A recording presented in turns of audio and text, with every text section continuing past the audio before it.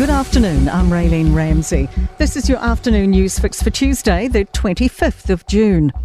Rescuers are battling stormy conditions to try to retrieve two people seen alive off the coast of Gisborne.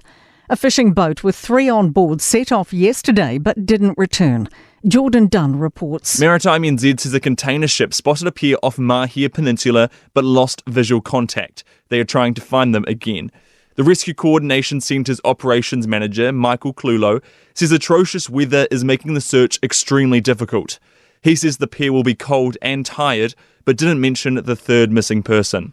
And heavy downpours in Hawke's Bay and Tairāwhiti won't ease until tomorrow night. Met Service orange heavy rain warnings apply across the upper east coast and wind warnings around Gisborne. 6-metre coastal swells are possible. Meteorologist John Law says Hawke's Bay will get the heaviest rain, persisting until 9 tomorrow night. At Taupo to Napier Road, up towards places like Waikawa Moana, where we could find as much as 180 to 240 millimetres of rainfall. Relief in Australia that reports Julian Assange is free.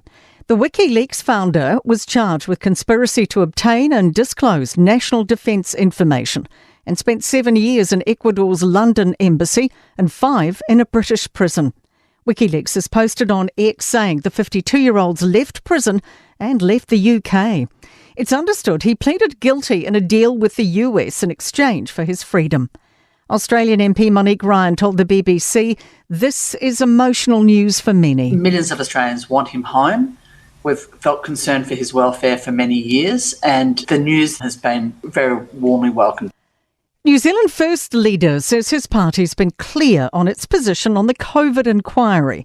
Winston Peters has invoked the coalition agree to disagree clause, emphasising they don't support the government maintaining the inquiry's original form. Peter says NZ First always wanted a broader public inquiry and still does. It's just going to take me a bit longer than we thought, but we're going to keep the promise we made. Prime Minister Chris Luxon says invoking the clause is fine. It's okay that we don't agree on everything, but where we don't, we manage that exceptionally well. A supply ship's arrived in the Chatham Islands this afternoon, mainly bringing fuel for backup generators. A barge from Auckland has been delayed twice by bad weather.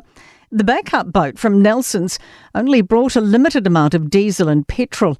The diesel fuelling the island's power supply is nearly out, and petrol and LPG ran out more than a month ago. Mayor Monique Kroon says today's delivery still isn't enough. If there's any spare, then the community can have access to some diesel, but at the moment there has been some diesel released, but everyone's on rations. Auckland City Rail Link Chief Executive Sean Sweeney has resigned. He's heading to lead Dublin's Metrolink expansion, connecting the Central Irish city to its airport. To sport, and New Zealand Rugby has posted an $8.9 million net loss for 2023, its second straight loss-making year. Midfielder Geordie Barrett has backed older brother Scott to display leadership nous and become a great All Blacks captain.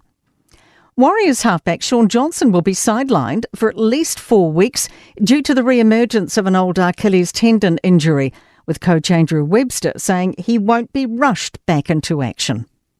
I'm Raylene Ramsey. That is your latest news fix. We'll be back with the next update tomorrow morning from the Newstalk ZB newsroom.